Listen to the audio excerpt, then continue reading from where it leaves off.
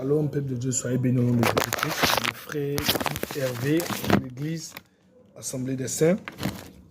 Donc, aujourd'hui encore, j'aimerais clarifier un petit point concernant le verset qui dit que cette bonne nouvelle doit être annoncée, cette bonne nouvelle du royaume doit être prêchée ou annoncée sur toute la terre et après viendra la fin. J'aimerais corriger quelque chose. Beaucoup parmi nous pensent que quand ce verset est donné, il faut qu'ils aillent forcément eux-mêmes dans les villages, au fin fond, dans les brousses, aller forcément à la Mecque, aller forcément dans les pays arabes, aller forcément partout parler de Jésus avant que la fin du monde arrive. Vous vous trompez, hein? Lisez bien le chapitre, se trouve dans le livre de Matthieu chapitre 24. Ok? Je ne vais pas lire tout le reste, mais je vais lire du verset 1 jusqu'au verset 13 pour qu'on puisse comprendre. Et je vais expliquer ça rapidement. Ok? Donc je commence Matthieu chapitre 24, verset 1. Comme Jésus s'en allait au sortir du temple, ses disciples s'approchèrent pour lui en faire remarquer les constructions. Mais il leur dit, voyez-vous tout cela? Je vous le dis en vérité, il ne restera pas ici pierre sur pierre qui ne soit renversé. Il s'assit sur la montagne des Oliviers et les disciples vinrent en particulier lui faire cette question. Dis-nous, quand cela arrivera-t-il et quel sera le signe de ton avènement et de la fin du monde? La question est l'avènement de Jésus-Christ. Parce qu'il n'y a que l'avènement de Dieu qui doit être prôné sur terre. Et je rappelle, pour tous ceux qui ont déjà suivi certains de mes enseignements, le millénium, d'ailleurs même pas le millénium, le nouvel ordre mondial, c'est le plan de Jésus-Christ, ce n'est pas le plan du diable. C'est le plan de Jésus-Christ, le nouvel ordre mondial. Donc je continue. Jésus leur répondit, prenez garde que personne ne vous séduise. Verset 4. Il continue maintenant. Car plusieurs viendront sous mon nom, disant, c'est moi qui suis le Christ. Et ils se diront beaucoup de gens. Vous entendrez parler de guerre et de bruit de guerre. Gardez-vous d'être troublés, car il faut que ces choses arrivent. Mais ce ne sera pas encore la fin. Une nation s'élèvera contre une nation et un royaume contre un royaume. Et il y aura en divers lieux des famines et des tremblements de terre. Tout cela ne sera que le commencement des douleurs. Mais ce n'est pas encore la fin. Alors on vous livrera au tourment. Ça, c'est les chrétiens maintenant. Et l'on vous fera mourir.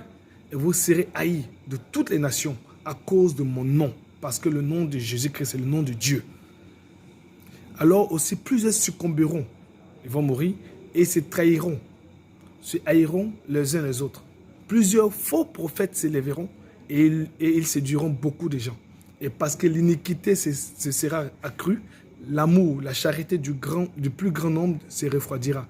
Mais celui qui persévérera jusqu'à la fin sera sauvé. Verset 14, qui est le verset qui trouble. Cette bonne nouvelle du royaume sera prêchée dans le monde entier pour servir de témoignage à toutes les nations. Alors viendra la fin. Donc les gens, quand ils lisent ça, pour eux, il faut qu'ils aillent forcément prêcher partout. Mon frère, ma soeur, il faut comprendre une chose. Tu ne peux pas aller prêcher partout. Là où Dieu t'a pas envoyé, tu ne peux pas partir. Il faut comprendre que le travail des faux prophètes, là, le travail des faux enseignants, le travail de ceux qui se disent qu'ils viennent au nom de Jésus, là, ils sont en train de prêcher aussi.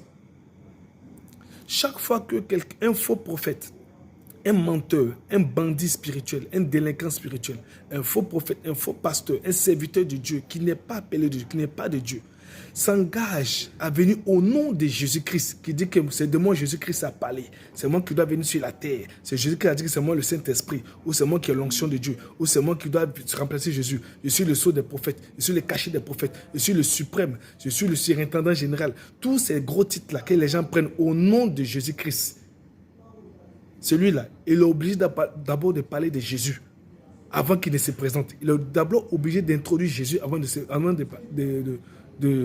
se présenter. Donc, il est en train de faire le travail. Que ce soit témoin de Jéhovah, que ce soit catholique, que ce soit évangile, tous ceux qui sont en train de faire tout là, que ce soit du vrai ou du faux, mais ils parlent quand même de Jésus. Et une chose est claire. Premièrement, ils vont reconnaître Jésus comme étant le prophète le plus saint.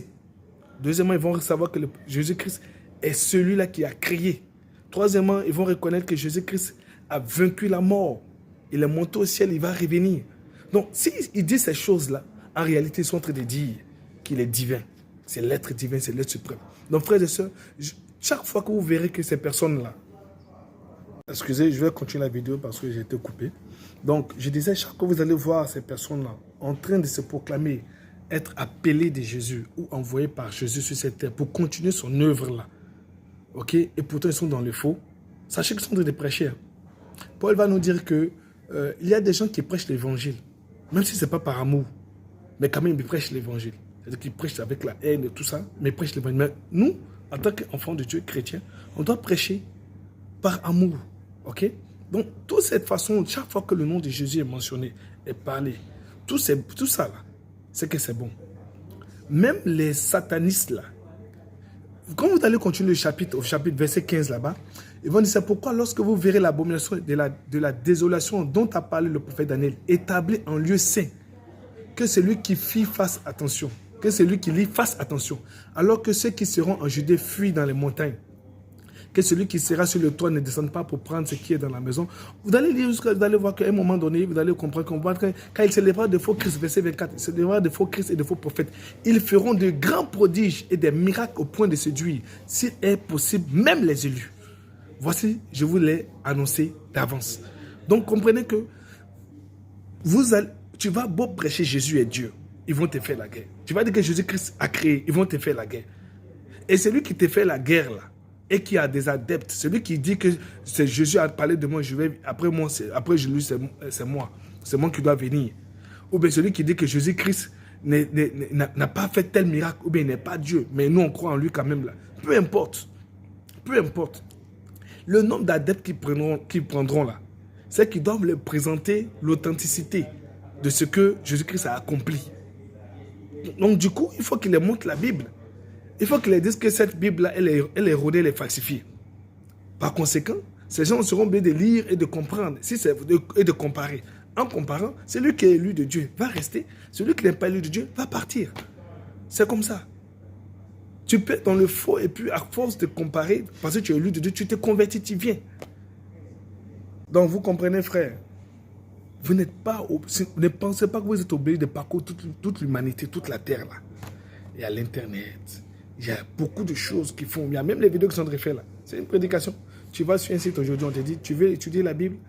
Mais la Bible nous dit quoi? La Bible nous dit que l'évangile que tu entends, cette bonne nouvelle que tu entends là, c'est elle qui sera ton juge, c'est elle qui va te juger. Donc, si tu n'acceptes pas aujourd'hui l'évangile, tu seras jugé. Je connais des personnes qui ont lu des livres bizarres, sataniques, qui étaient dans des sectes et qui ont lu des livres qui ne sont même pas des livres chrétiens. Mais à cause de l'explication concernant la personne de Jésus et du nom de Jésus qui ne doit pas être prononcé dans le groupe, se sont convertis, sont devenus chrétiens. Mais il y a d'autres aussi qui sont chrétiens, mais pour une raison ou pour une autre, à cause d'une femme, à cause d'un travail, ont abandonné la foi et sont partis. Amen. Donc, comprenez que ce n'est pas vous là qui allez vous décider d'aller, comme Jésus, qui aller partout dans le monde là. Pas, si on ne t'a pas envoyé, il ne faut pas partir. Si Jésus ne t'a pas dit part, ne bouge pas. Même Paul, il devrait aller prêcher partout là. Il écoutait la voix du Saint-Esprit. Il veut aller quelque part, lui non, tu ne peux pas bouger. La Bible dit que l'Esprit de Jésus l'a empêché. Il ne veut pas de l'Esprit de Dieu l'a empêché. C'est le même Esprit. Après, il fait un rêve, là, viens en Macédoine, viens là, tu vas nous aider. Et il est parti là-bas. C'était le plan de Dieu. Ne te permets pas de faire du n'importe quoi. Frère, fais attention. Ce n'est pas parce que tu es zélé. Si tu es dans une zone, tu es en train de travailler, il y a l'onction, tu dis non, il faut que je sois connu du monde entier. Tu n'es pas obligé d'être connu. Hein. Tu n'es pas obligé de marcher. Le nombre de personnes que Dieu veut que tu t'occupes, occupe-toi d'eux.